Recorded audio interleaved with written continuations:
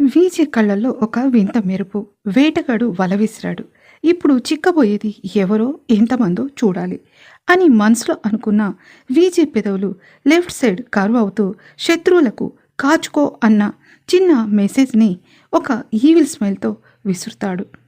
మీరు వింటున్నది Chandravarshini audio stories. నిన్నే ప్రేమిస్తా, ఒక సీఈఓ ప్రేమ కథ, పార్ట్ 147. స్కైలైన్ ఆఫీస్ ముందు హడావిడి ముగుస్తుంది.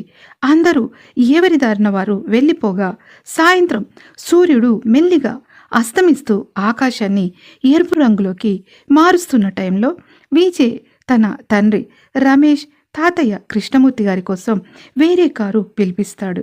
డాడ్, తాతయ్య, మీరు ఇంటికి వెళ్ళండి, మాకు చిన్న పని ఉంది, మేము కొంచెం లేటుగా వస్తాం అని వాళ్ళని పంపించేసి విజయ్ తన హై ఎండ్ కార్ డోర్ తీసి స్వప్నికను ఎక్కించుకొని కారు రవిచంద్ర మ్యాన్షన్ వైపు కాకుండా స్వప్నిక సొంతింటి వైపు మళ్లిస్తాడు.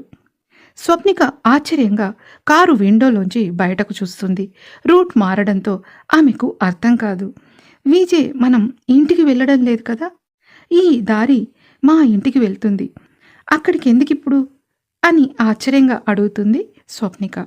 విజయ్ స్టీరింగ్ మీద ఒక చేయి వేసి మరో చేత్తో స్వప్నిక చేయిని అందుకుని తన వైపు లాక్కుంటాడు. అతని కళ్ళల్లో ఒక రకమైన కొంటెతనం, అల్లరి మిక్స్ అయ్యి ఒకదానితో ఒకటి పోటీ పడుతుంటాయి. మ్యాన్షన్లో అయితే ఎప్పుడు జనాలే ఉంటారు. స్వీట్ హార్ట్, నీ ఇంటికి వెళ్తే మనకి ప్రైవసీ బాగుంటుందని ఇటు తిప్పాను.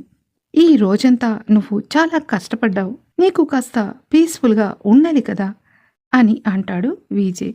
కానీ ఆదిత్యని చూసిన స్వప్నిక ఎందుకంత భయపడిందో అర్థం కాలేదు. మళ్ళీ ఆదిత్య ఫాదర్ భూపతిని చూసి రమేష్, రవిచంద్ర ఇంకా కృష్ణమూర్తి గారు కూడా ఎందుకంత టెన్షన్ పడ్డారు. ఆ టెండర్ లీక్ చేసింది డాలి కాబట్టి దాన్ని స్వప్నికలా దింపింది వాడే అని అర్థమవుతుంది. కానీ వాడికింత బ్రెయిన్ ఉందా? ఒక మనిషికి ప్లాస్టిక్ సర్జరీ చేయించేంత కెపాసిటీ ఉందా? ప్రతిసారి ఓడిపోయినా తనని ఢీకొట్టాలని ఎప్పుడు కాచుకొని ఉంటాడు ఈ ఆదిత్య. వీటన్నిటికీ ఏదో కనెక్షన్ ఉండే ఉంటుంది అని ఆలోచిస్తున్న విజయ్కి దగ్గరగా వెళ్ళి మరి హత్తుకుంటుంది Swapnika. So sweet of you Vijay, నా గురించి చాలా కేర్ తీసుకుంటావు నువ్వు అని అతని బుగ్గపై కిస్ చేస్తుంది స్వప్నిక. ఆమె ముఖం వెలిగిపోతుంది. తన సొంత ఇంట్లో తన మొగుడితో ఏకాంతంగా గడపొచ్చు అన్న ఆలోచన ఆమెకు చాలా ఆనందాన్ని ఇస్తుంది. కాసేపటికే కారు స్వప్నిక ఇంటి ముందు ఆగుతుంది.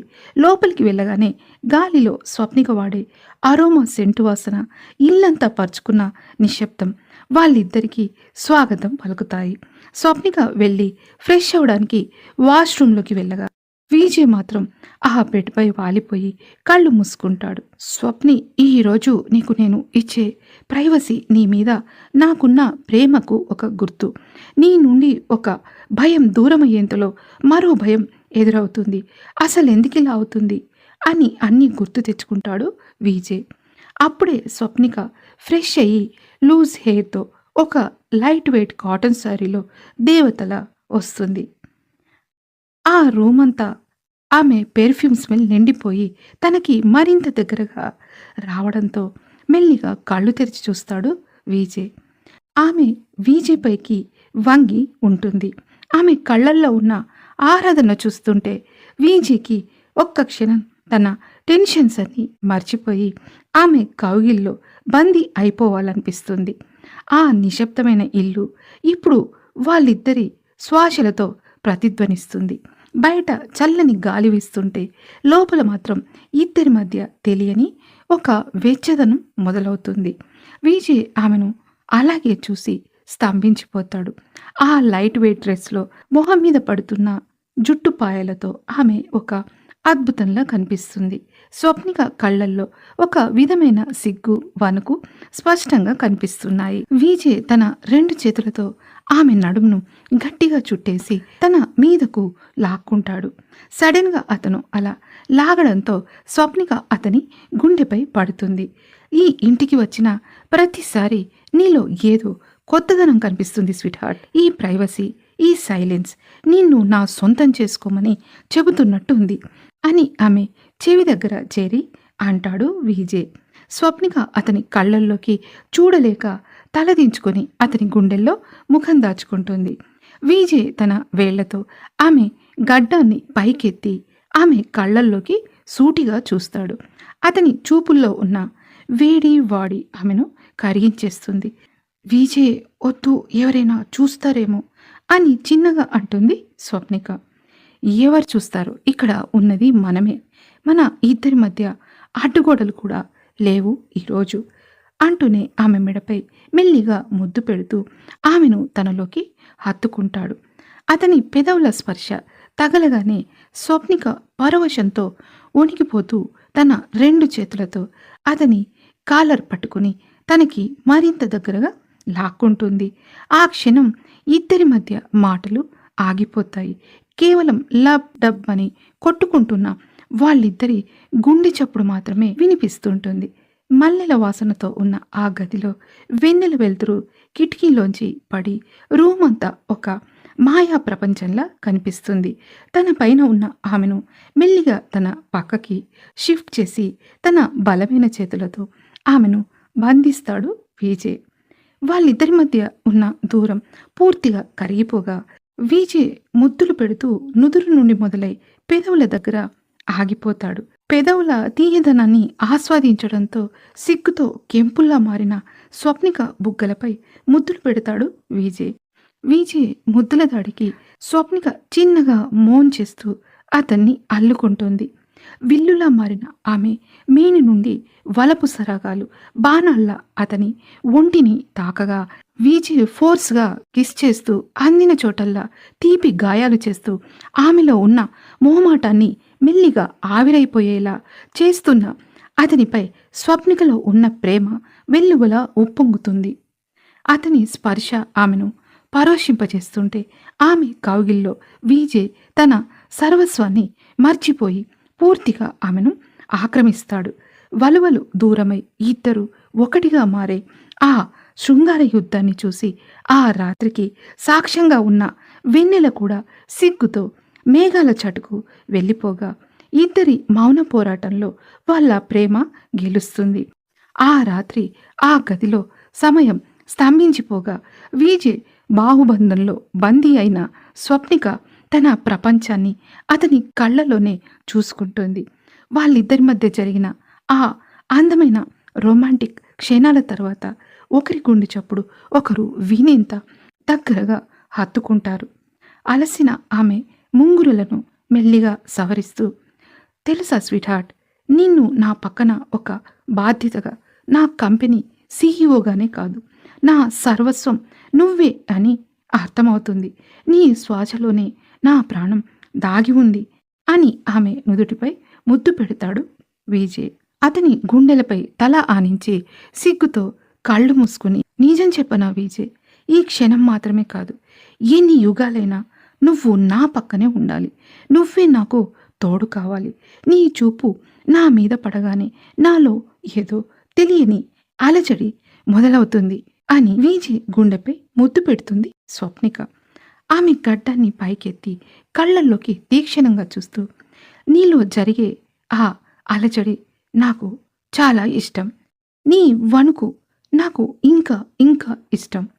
ఈరోజు ఆఫీస్లో ఆ ఆదిత్యగాడు నీ గురించి మాట్లాడినప్పుడు నాకు రక్తం మరిగిపోయింది. వాడు నిన్ను తాకడం కాదు కదా, కన్నెత్తి చూసే ధైర్యం కూడా చేయలేనంతగా వాణ్ణి పాతాళంలోకి తొక్కేస్తాను, ఇది నా మాట అని కోపంగా అంటాడు విజయ్. స్వప్నిక వెంటనే ఆదిత్య గుర్తుకు రావడంతో భయంగా అతన్ని గట్టిగా కౌగిలించుకుంటుంది. నువ్వు నా పక్కన ఉంటే చాలు విజయ్, నాకు ఈ ఆస్తులు ఈ హోదాలు ఏమీ అక్కర్లేదు. నీ కౌగిల్లో ఉన్న ఈ ప్రశాంతత చాలు. కానీ ఆ ఆదిత్య చాలా ప్రమాదకరమైన వాడు, ఒక పెద్ద సైకోవాడు. వాడి జోలికి వెళ్ళకు ప్లీజ్ అని భయంతో వణికిపోతుంది. ఆమె నుదిటిపై గాఢంగా ముద్దు పెడుతూ, స్వప్ని నువ్వు భయపడకు, ఎందుకంటే నువ్వు ఇప్పుడు విజయ్ వీరాజ్ రవిచంద్ర భార్యవి. రేపటి పార్టీలో వాళ్ళు ఏ ప్లాన్ వేసినా అది వాళ్ళ చావుకే దారితీస్తుంది. ఈ రాత్రికి మాత్రం ఏ ఆలోచనలు వద్దు. కేవలం నువ్వు, నేను, మన ఇద్దరి ప్రేమ అంతే అని ఆమెకు ధైర్యమిస్తాడు Vijay.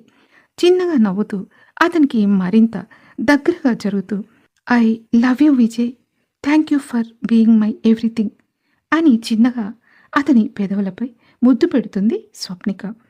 I love you to my beautiful CEO అని తిరిగి ముద్దు పెడతాడు విజయ్. ఆ మాటల తర్వాత మళ్ళీ మౌనం. కానీ ఆ మౌనంలో 1000 అర్థాలు. స్వప్నిక అతని వెచ్చని కౌగిట్లో మెల్లిగా కళ్ళు మూసుకుంటుందో లేదో అప్పుడే ఆమె ఫోన్ రింగ్ అవడంతో పక్కనే ల్యాంప్ దగ్గరున్న తన ఫోన్ తీసుకుని చూడగా స్క్రీన్ మీద అన్నోన్ నంబర్ అని వస్తుంది. ఆమె గుండె వేగంగా కొట్టుకుంటుంటే చేతులు వణుకుతుండగా లిఫ్ట్ చేస్తుంది స్వప్నిక. అవతలి నుండి అదే క్రూరమైన గొంతు. ఆ గొంతును తాను ఎంత నిద్రలో ఉన్నా గుర్తుపడుతుంది. అది ఆదిత్య. ఏంటి స్వప్నిక, నీ మొగుడి కౌగిట్లో ఉండి గతం మర్చిపోయావా ఏంటి? రేపు ఈవినింగ్ పార్టీ అంట కదా, నీకు ఒక సర్ప్రైజ్ గిఫ్ట్ పంపిస్తున్నాను.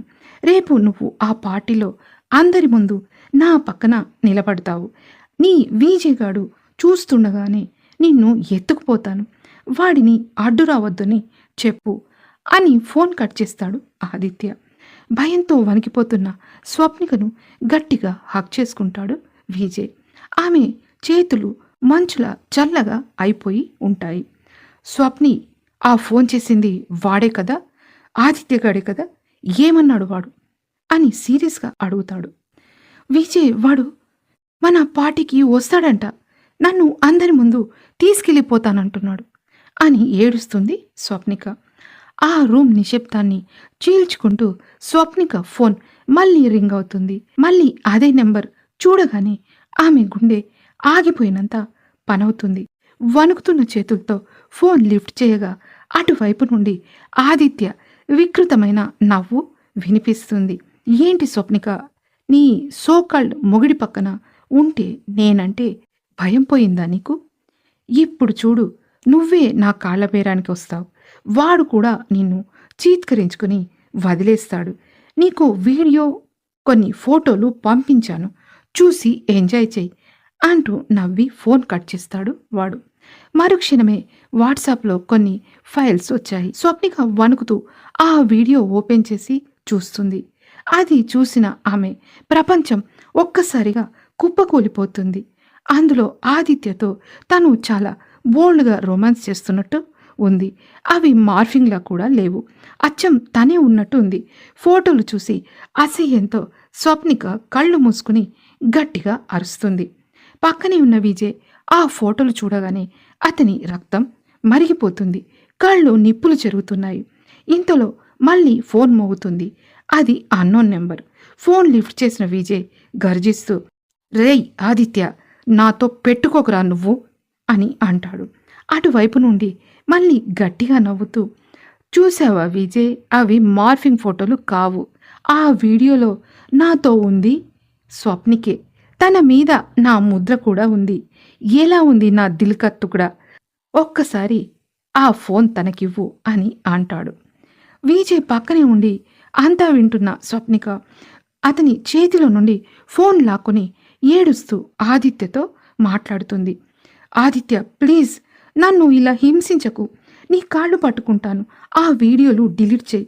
నాకు విజయ్ అంటే ప్రాణం ఆదిత్య, అతను లేకపోతే నేను చచ్చిపోతాను, నన్ను వదిలే ప్లీజ్ అని అంటుంది. ఆదిత్య వెక్కిరిస్తూ, నీ పక్కనున్న ఆ మొగుడికి ఫోన్ ఇవ్వొకసారి అని అనగానే స్వప్నిక వణుకుతున్న చేతులతో ఫోన్ విజయ్కి ఇవ్వకుండా అలాగే పట్టుకొని కన్నీళ్లతో గొంతులో వణుకును ఆపుకుంటూ, ఆదిత్య, ఇదిగో విను, నువ్వు పంపిన ఆ అసహ్యమైన ఫోటోలు వీడియోలు చూసి విజయ్ నన్ను అసహించుకుంటాడని అనుకుంటున్నావా? అయితే నువ్వు ఈ లోకంలోనే అతి పెద్ద మూర్ఖుడివి. ఎందుకంటే విజయ్ నన్ను నా రూపం చూసి ప్రేమించలేదు, నా మనసుని, నా ఆత్మని చూసి ప్రేమించాడు. అందులో ఉంది నేను కూడా కాదు అని అంటుంది. ఓహో, అంత ప్రేమ? మరి ఈ వీడియో బయట పెడితే ఆ ఆత్మపరువు ఏమవుతుందే అని నవ్వుతూ అడుగుతాడు ఆదిత్య. ఏడుస్తూనే ఆవేశంగా, చూడు నువ్వంటే నాకు ఇష్టం లేదని ప్రతిసారి చెప్తూనే వచ్చాను. నీకు తెలీదు విజయ్ అంటే నాకు ఏంటో. నా ప్రాణం పోయినా పర్వాలేదు కానీ ఆయన రెప్యుటేషన్కి ఎలాంటి మచ్చ రాకూడదని ప్రతి క్షణం నేను ఆ దేవుణ్ణి కోరుకుంటాను. నీలాంటి వాళ్ళు నా మనసులో ఉన్న ఆయన రూపాన్ని చెరిపేయలేరు. ఆయన నా గతాన్ని చూడలేదు. నా కన్నీళ్ళ వెనుక ఉన్న బాధను చూశారు. అతని స్పర్శ నాకు ఒక పవిత్రమైన గంగా నది లాంటిది. అలాంటి వ్యక్తిని, నా ప్రాణాన్ని వదిలేసి నీ దగ్గరికి వస్తాననుకుంటున్నావా అని అంటుంది స్వప్నిక. అక్కడే ఉండి వింటున్న విజయ్ కళ్ళు వర్షిస్తాయి. ఆమె మాటల్లో తనపై ఉన్న నమ్మకం, ప్రేమ అతన్ని కదిలిస్తాయి. అతనికి తెలుసు అవన్నీ వాడు డాలీతో చేసిన వేషాలని. అది తనకు తెలుసని ముందే బయటపడితే ఆదిత్య జాగ్రత్త పడతాడని. అవన్నీ నోరు మూసుకుని వింటూ లోపల రగిలిపోతాడు విజయ్. ఆదిత్య, నా మీద కక్ష ఉంటే నన్ను చంపే, కానీ విజయ్ని మాత్రం బాధ పెట్టకు. నాకు విజయ్ అంటే ప్రాణం ఆదిత్య. అతని చిరునవ్వు కోసం నేను వేలసార్లు చావడానికైనా సిద్ధమే. నా తుది శ్వాస వరకు ఈ స్వప్నిక విజయ్ విరాజ్ రవిచంద్ర సొంతం. నువ్వు ఎన్ని కుట్రలు చేసినా నా గుండెల్లో అతనికున్న స్థానాన్ని మార్చలేవు. విజయ్నే నా లోకం, నా సర్వస్వం. నీ చుట్టూ ఉన్న ఈ సోకాల్డ్ సొసైటీలో నా ప్రేమ నీకు అర్థం కాదు ఆదిత్య, నీకు అర్థం కాదు అని అంటుంది. ఏయ్ ఆపు, చాలు నీ సోది. రేపు నువ్వు నాతో రాలేదనుకో, సోషల్ మీడియాలో ఈ వీడియోలని పోస్ట్ చేస్తాను. అప్పుడు నువ్వు ఇంతగా నీ మొగుడి పరువు గురించి భయపడుతున్నావు. అదే పరువు రేపు గంగలో కలుస్తుంది, జాగ్రత్త అని ఫోన్ కట్ చేస్తాడు ఆదిత్య. ఫోన్ కింద పడేసి స్వప్నిక విజయ్ గుండెలపై వాలిపోతుంది. విజయ్, విన్నావా వాడు ఏమంటున్నాడో? నాకేం పర్వాలేదు విజయ్, నువ్వు నన్ను నమ్మితే చాలు. ఈ లోకం నన్ను ఏమన్నా నేను భరిస్తాను. కానీ నీ రెప్యుటేషన్కి, రవిచంద్ర నేమ్ ఫేమ్కి ఇబ్బంది వస్తుందంటే మాత్రం నేను బ్రతకలేను. ప్లీజ్ విజయ్, అది నేను కాదు. ఆ వీడియోలు, ఫోటోలు అన్నీ అబద్ధం. వాడు నన్ను రమ్మంటున్నాడు. వెళ్ళకపోతే ఆ వీడియోలు సోషల్ మీడియాలో పెడతానని బెదిరిస్తున్నాడు అని చెప్పి ఏడుస్తుంది స్వప్నిక. విజయ్ ఆమె ముఖాన్ని తన 2 చేతుల్లోకి తీసుకుని తన కన్నీళ్ళని తుడుచుకుంటూ ఆమె నుదుటిపై ఒక ముద్దు పెట్టి, స్వప్ని, ఈరోజు నీ ప్రేమ ముందు ఈ విజయ్ ఓడిపోయాడు. నీ కన్నీటి చుక్కకి కారణమైన వాడిని ఈ భూమి మీద లేకుండా చేస్తాను. వాడు ఆ డాలీకి నీలా ప్లాస్టిక్ సర్జరీ చేయించి దాంతో వీడు అవన్నీ చేశాడు. రేపు సాయంత్రం వాడి సంగతి చూస్తాను. పార్టీలో ఈ ప్రపంచం మొత్తం చూస్తుండగా నిన్ను నా పక్కన నిలబెట్టుకుంటాను. ఈ 24 అవర్స్ వాడు తన చావుని లెక్క పెట్టుకోవడానికి నేను ఇచ్చిన టైం వాడికి. ఈ విజయ్ ప్రేమని తాకాలంటే ఆ యముడికైనా వణుకు పుట్టాలి. రేపు సాయంత్రం పార్టీ మొదలవడానికి ముందే ఆదిత్య సామ్రాజ్యం భస్మమైపోతుంది. వాడు ఏ సాక్ష్యం చూపిస్తానని నిన్ను బెదిరిస్తున్నాడో ఆ సాక్ష్యాన్ని వాడి చితిమంటల్లోనే కలిపేస్తాను అని గట్టిగా చెబుతాడు విజయ్. కానీ ఏం మాట్లాడకుండా స్వప్నిక ఏడుస్తూనే ఉంటుంది. ఏమైంది స్వప్ని, అసలు నువ్వు ఇంకా ఎందుకు ఏడుస్తున్నావు? నీకు నాపై నమ్మకం లేదా అని బాధగా అడుగుతాడు విజయ్. అయ్యో, అది కాదు విజయ్, నా ప్లేస్లో డాలీని పంపించడానికి అసలు కారణం ఇదని నాకు తెలియదు. వాళ్ళెవరో కూడా నాకు తెలియదు. కానీ సడన్గా ఈ ఆదిత్య ఎలా వచ్చాడో నాకు అర్థం కావడం లేదు. నేను తిరిగి రేపు ఆ డాలీ ప్లేస్లోకి వెళ్ళిపోదామనుకుంటున్నాను. నేను వెళ్ళక తప్పదు విజయ్ అని ఏడుస్తున్న స్వప్నికకి తనని వాళ్ళు 2 వైపులా బంధించారని అర్థమైపోతుంది. అప్పుడు ఆశ్చర్యంగా ఆమె వైపు చూస్తాడు. ఏంటి నువ్వనేది? నేనుండగా నువ్వు ఇంత భయపడుతూ వాణ్ణి బ్రతిమలాడుతున్నావేంటి అని సీరియస్గా అడుగుతాడు. అయినా స్వప్నిక మాట్లాడకపోవడంతో విజయ్కి చాలా కోపం వస్తుంది. పక్కనే ఉన్న ఫ్లవర్ వ్యాజ్ను ఎత్తేస్తూ ఆమె వైపు తీక్షణంగా చూస్తాడు. ఆ గ్లాస్ ఫ్లవర్ వ్యాజ్ కింద పడి ముక్కలవడంతో ఉలిక్కిపడిన స్వప్నిక అతని వైపు భయంగా చూస్తుంది. చూడు, ప్రతిసారి నీకు నువ్వే డిసిషన్స్ తీసుకుని అందరినీ ఇబ్బంది పెడుతున్నావు. నీ దగ్గరే అసలు ప్రాబ్లం ఉంది. ఇప్పటికైనా నిజం చెప్పు. ఈ ప్రపంచం మొత్తానికి తెలుసు నా గట్స్ గురించి.